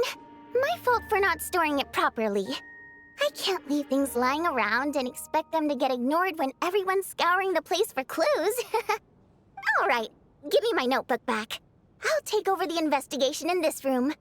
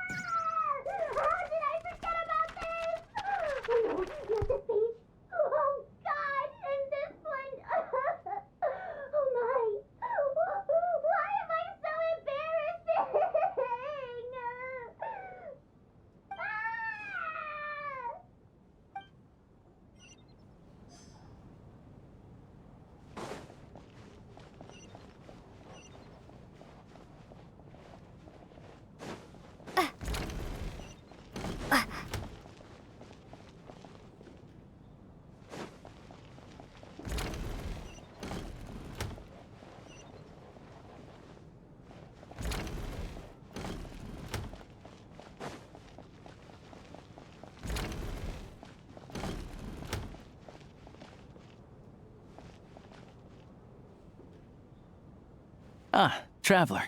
Since you're here, come take a look at this. Alosha found it. We're both curious to hear your perspective. It appears to be an investigation report. And the focus of the investigation was the rumors of haunting we heard about earlier.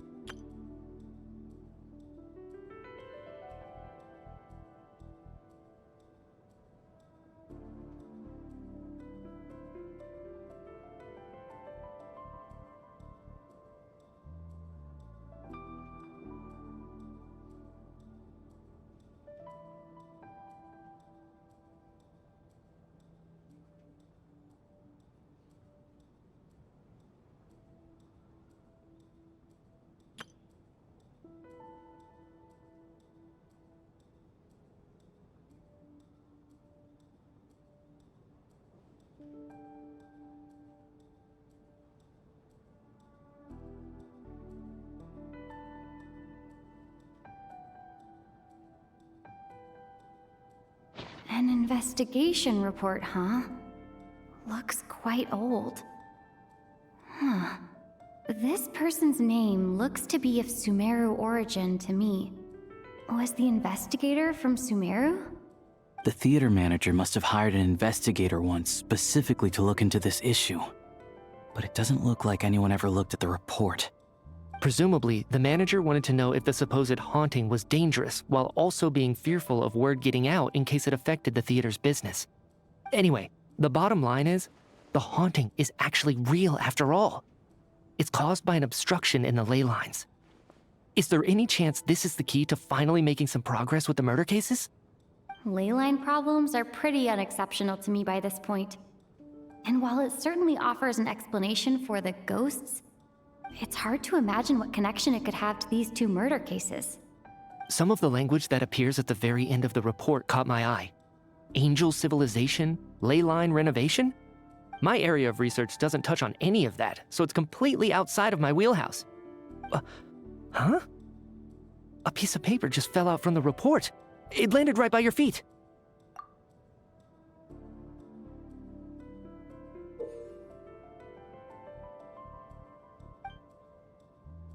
How unnerving.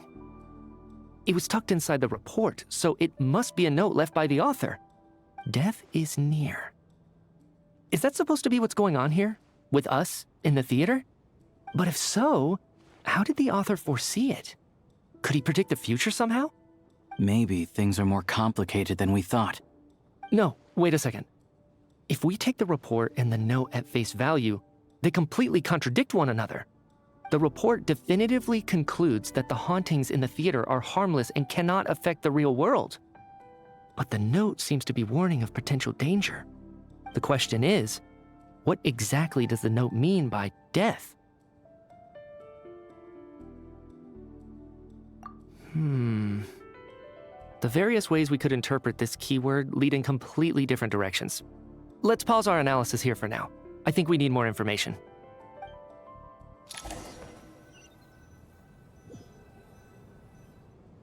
If we take all this together, it's not impossible, is it?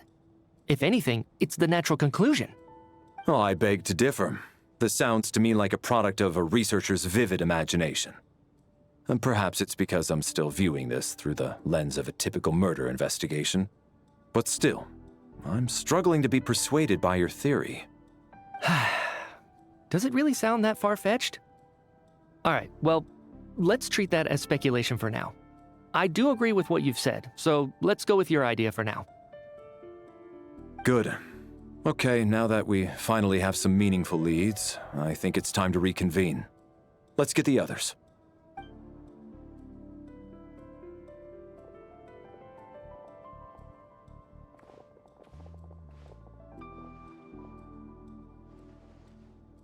So, that's about everything we've discovered so far. I'll share my theory first. Based on what we've learned from the logbook, I believe the extra person among us is most likely the killer. If the killer had simply bought a ticket, it would have greatly increased the risk of their identity being exposed. I expect he or she either hid in the theater ahead of time, or found a way to slip past the ticket inspection. They then blended in with the group and waited for an opportunity to strike. What about the note found in the investigation report? Any thoughts on how that fits in? The killer may have simply planted it there as some sort of sick joke. I've seen my fair share of psychopathic killers. They love playing cryptic mind games. So, it has nothing to do with the haunting of the theater after all. This theory makes sense to me. If we have an audience member unaccounted for, chances are they didn't come here to watch the show. Could it really be that simple? So, in other words, all we have to do is find out who got in here without a ticket, and all our problems will be solved? Then let me make one thing clear. All the theater staff should be well aware that I came here for the rehearsal legitimately, yes? There's no way I'm the one who didn't have a ticket. It's true. I hear you used every trick in the book to get a hold of that ticket, too. Everything short of throwing a temper tantrum and rolling around on the floor at the entrance. I most certainly did not degrade myself in such a way. Probably a stupid question, but I might as well ask. Did anyone here get in without having their ticket checked? Guess it was naive of me to expect them to just admit to it. Especially after the unprompted Lelic reveal. Once was already a miracle. Twice would be unfathomable.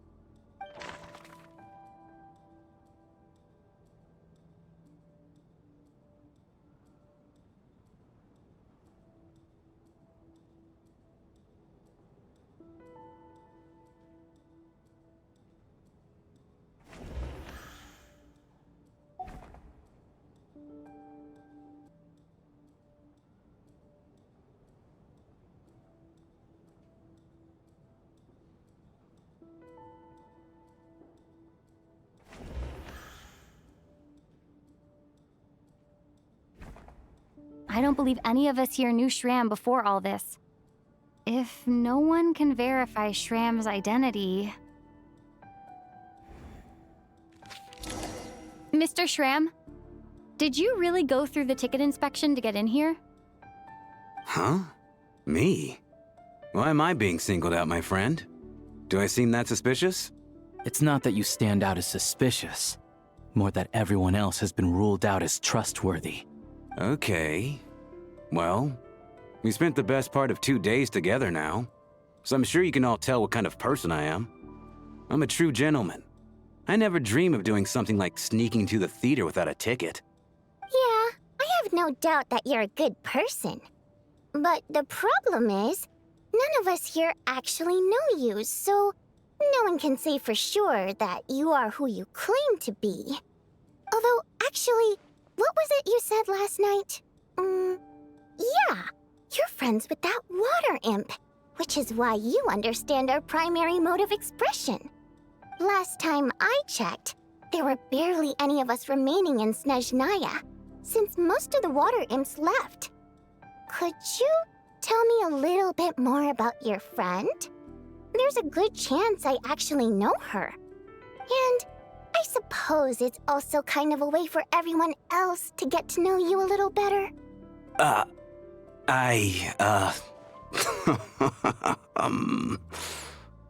Good grief. Are you blushing? Pull yourself together, man. Stop giggling like a teenage boy. It's revolting.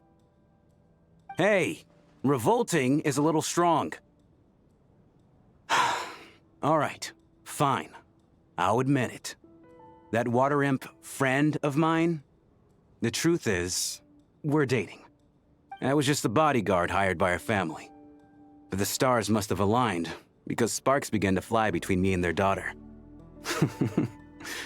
Never in my wildest dreams did I think I'd get so lucky.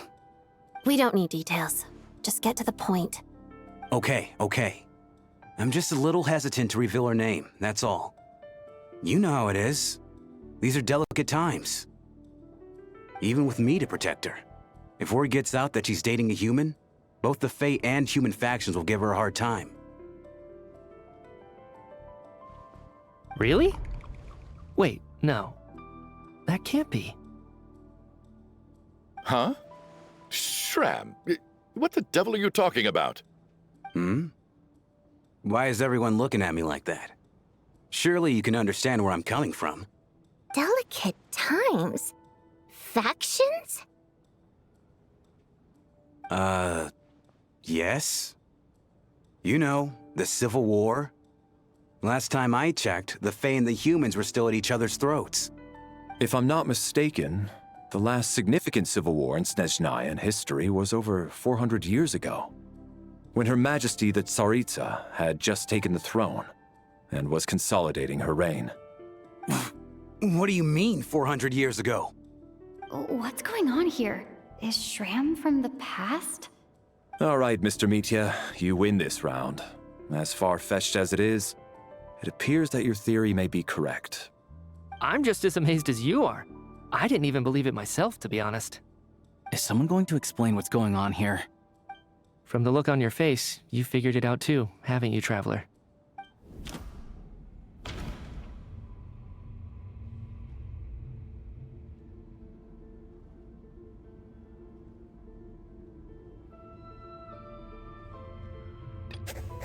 Vodyanitsa's private letter touches upon the history of the Water Imp aristocracy's exile, but reveals nothing about Shram's identity. That seems to be the case. Shram's the extra person, but there's no way of learning his identity from this clue. No. The truth lies within the clues we've already discovered. The theater's ley lines have been modified to block souls within its grounds from returning to them. Some souls can even wander this place forever. Mr. Shram's statement proves he's from hundreds of years ago. And according to the investigation report on the theater hauntings, Mr. Shram is very likely a lost soul wandering the theater.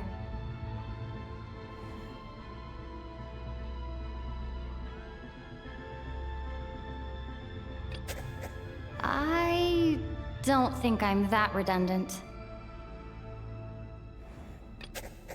This is Mr. Valeri's hypothesis. If there is no supernatural element to this incident, it's very likely to be true. That's not it.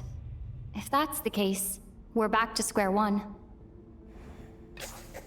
For some unknown reason, The soul that has been wandering the theater due to the ley line issues has joined our group and blended in.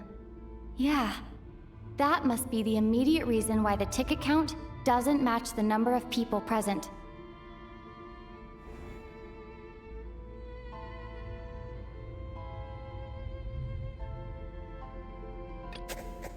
All of last night, Lelek, that is, Odette, was under surveillance, which rules her out.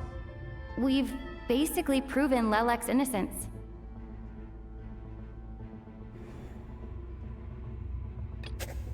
The death of those victims is an irrefutable fact.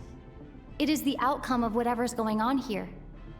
What we need to do now is find the truth within this information. Since we discovered that Mr. Schramm is from the past, it seems we need to broaden our assessment of this incident beyond the bounds of common sense. The contents of the investigation report have been verified. There are indeed ley line issues and wandering souls in the theater. Death likely symbolizes the deceased. Mr. Schramm, for instance. Death is near. Huh. That must mean that there's a dead person in our midst. That's the truth, isn't it?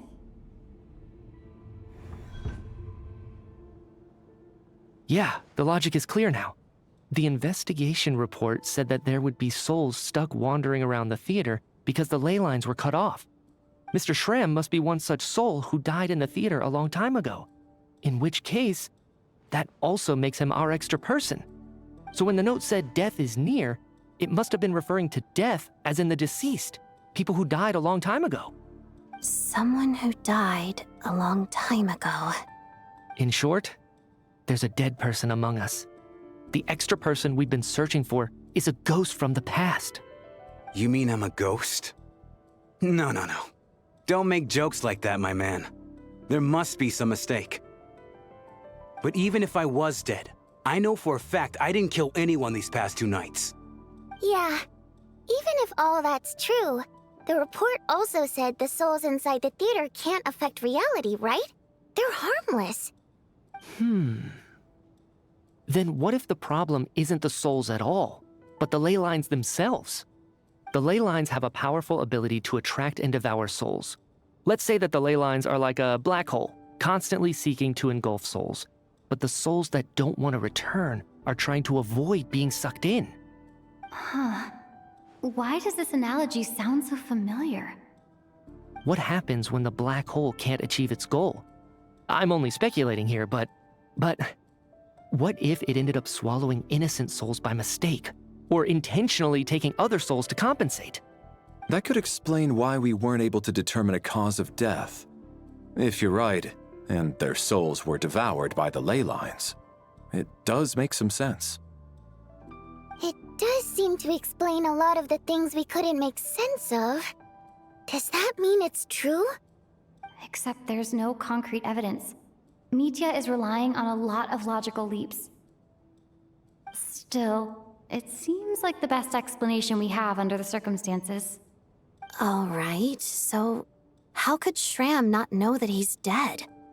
Seems a little unlikely that he hasn't noticed anything unusual even after several days interacting with us.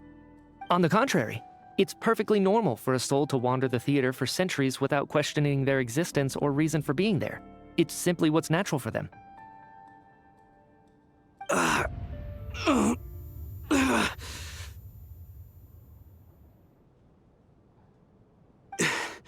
You know what, Mr. Brainiac? I think you might actually be right after all. I'm trying to remember and... even though my head feels like it's going to explode, I think... it's all coming back to me.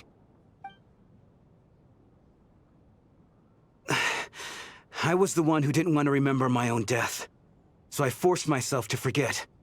Well, I'm sure those are painful memories. My lady and I snuck out to go on a date one day. We bought tickets for the theater. It wasn't really my thing, but I was just happy to be together. All of a sudden, a group of people burst into the theater. shouting for all the water imps to get out, performers and audience members included. It was clear the conflict between humans and Fae had reached a boiling point. This time, the extremists were even coming after the water imps who had nothing to do with the war. I thought I could pull one over on them, so I took off my jacket, draped it over my lady, and tried to sneak out amid the chaos. But I got caught. They started shouting, calling me a traitor to humanity. But I was going to do whatever it took to buy her a chance to escape, no matter how many people stood in my way. I had to, both as their bodyguard and out of love. It's all right, friend. You can stop there if you want. You don't need to dig all that up again. It's just... Even now, I'm still struggling to accept the truth. How could I be dead? I'm sorry, everyone. If I'd known I was a dead man walking, I wouldn't have dragged you down with me. If I'm the cause of all this death, then punish me however you see fit. But, Mr. Shrim... No. I refuse to be a burden. I know what I have to do. You said I've been wandering the theater for centuries, right? I guess it's high time I got a breath of fresh air. Out there, I mean. I'll leave this place, and take all this death with me. Go out on my own terms. Mr. Shram, I'm sure we can figure out a different course of action. My good sir, we both know I'm not supposed to be here. I should have accepted my death long ago. One way or another, this has to end. Unless you're saying this goes against another one of your military principles somehow. No, I'm speaking on a personal level this time. Let it go, man. Oh, wait. One last thing. Miss Water Imp. My lover. Her name was Litia. Litia Ozarova. Do you know what happened to her? Ozarova. Oh, Auntie Ozarova. That's what we all called her. I remember her as a very kind elder. She had a bunch of kids, too. I'm so glad she survived. And she had lots of kids? Good. That's... good. I could hardly expect her to stay single just because of what happened to me, right? As long as she went on to be happy. That's all that matters. Besides, I'm dead. My soul's been wandering around here for so long because I was worried about her. But now, I can go without regret.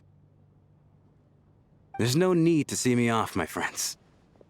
I've enjoyed our time together over these past few days. Perhaps we'll meet again in the next life.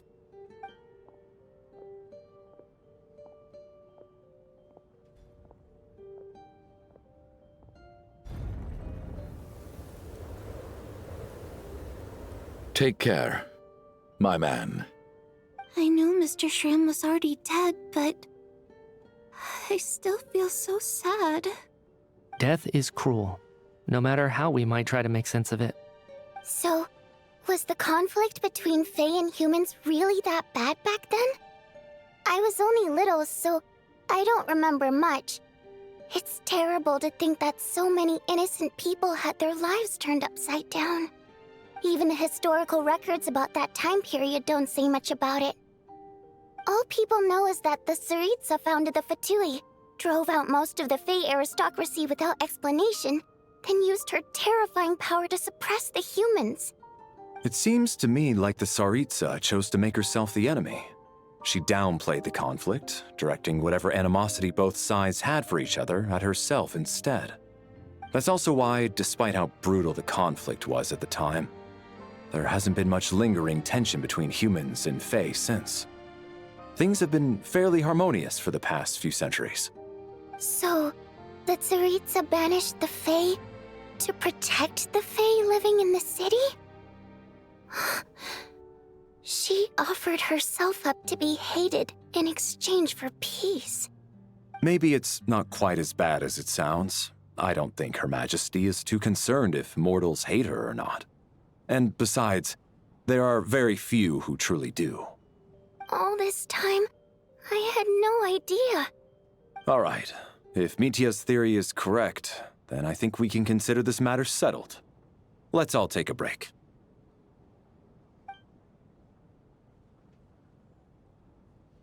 Ugh, if only this blasted storm wasn't still raging on.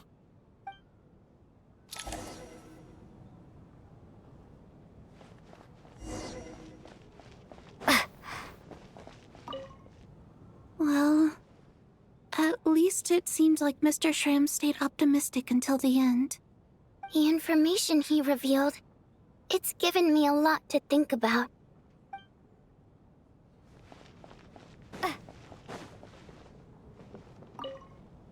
At least the lingering regret that kept him here has been put to rest. That's not necessarily a bad thing.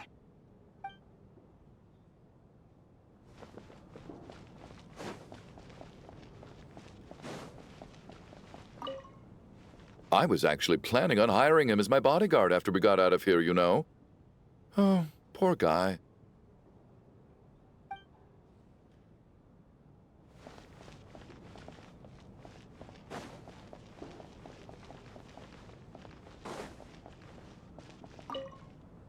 Even though Shram was already deceased, his decision to walk into the snowstorm was still a sacrifice, and a very brave one.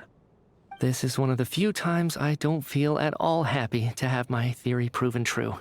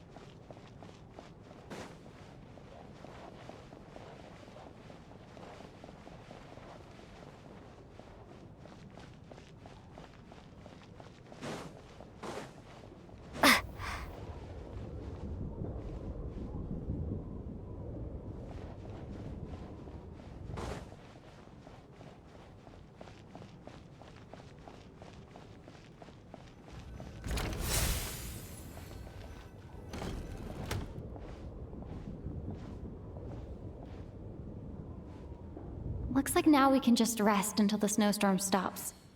I still can't believe Shram turned out to be a ghost who'd been in the theater for hundreds of years. To think he was dead this whole time. What a strange turn of events. Knock, knock. Hmm? Knock, knock. You know the door isn't closed, right? You don't have to knock. Think of it as a signal then. When I'm entering someone else's room and I knock, I'm here as Odette.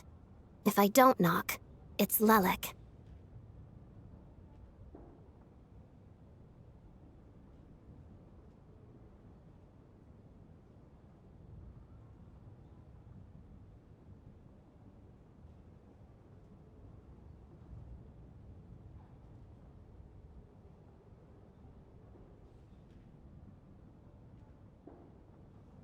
Thanks. So, why did you come to find me? Is there something I can help with? Vodyanitsa said you knew about my secret identity from the start. But when everyone was discussing who Lelik could be, you were worried that revealing what you knew would be unfair to me. So you kept it to yourself, right? Yes. I'm extremely grateful for that. It's nothing. I mean, you didn't hold what happened to the Senora against me, so I should thank you for that as well. Actually, there's something else as well. I found myself in a situation similar to the one you were in when you helped conceal my identity. So I thought I'd come and ask you for advice. It's about Mitya. Before all of this, the last time I saw him, he was dead. As I'm sure you know, my goal as Lelik was to stop Project Stuja. Well, when I found out the tech lead for the experiment behind Project Stuja was Mitya, I immediately started planning to track him down and threaten him to back out. I often saw him around the theater, but I soon concluded that making my move there would risk exposing my identity. So I decided to infiltrate the Armory Palace and go directly to his lab. That way, the threat would be much more effective. Well, I suppose there was a bit of luck involved, but I am a Fatus, so I already had some familiarity with the building's layout. But when I finally made it to his lab, Mitya seemed to be dead. I checked his breathing and his pulse. He had no vital signs whatsoever. I'm certain of that. I thought maybe another anti-Project Stuja activist had beaten me to it, and chosen a much more brutal method, so I made myself scarce. That's why you were so on guard around Mitya that first night here. Yes. When I saw him sitting in the audience during the performance, I could barely contain the shock. To me, it was a miracle. Somehow, he'd come back from the dead. But then, the murders started happening and things got so complicated that it wasn't really at the front of my mind. That is, until Mitya himself said there must be a dead person among us. Then, I couldn't ignore it any longer. And yet, you thought that bringing it up right away would single Mitya out, just like when everyone was suspecting Lelik. Exactly. I thought there could be something I was missing. Besides, we soon figured out that Mr. Schramm was a ghost, and we knew there was only one extra person, so we thought he had to be the one. But now it seems like there's another candidate. I understand why you kept it to yourself. There was so much information being thrown around during that discussion. Bringing up Mitya would have just introduced more confusion. So, what do you think we should do? Let me confirm one thing first. When was it that you found Mitya dead? Around a week ago. Sometime in the afternoon. A week ago? That's earlier than I thought. I saw him just a few days ago at a restaurant. That definitely would have been after you found him dead. He seemed completely normal to me. Chatting with Vodyanitsa, trying to avoid Valeri. So he was definitely alive on that day. Huh. Well, all I can say is I know what I saw. Here's a thought. The reason we even suspected a dead person could be among us was because of the problem with the theater's ley lines. But Mitya's death happened inside the Armory Palace. The ley line issue affecting the theater shouldn't reach that far. You're right. I guess he doesn't fit the profile of the person we were searching for. I think the chances of it being him are very low. Surely he can't have died for real in the Armory Palace. Unless... Unless what? Unless he really did come back from the dead. You're right. Do you think we need to disclose this to the others? Huh, what's this? A private meet and greet? Where do I line up? That's not what's going on here. Well, I was just making the rounds. Thought I'd try to lighten the mood a bit. Vodyanitsa's handing out food if you're hungry.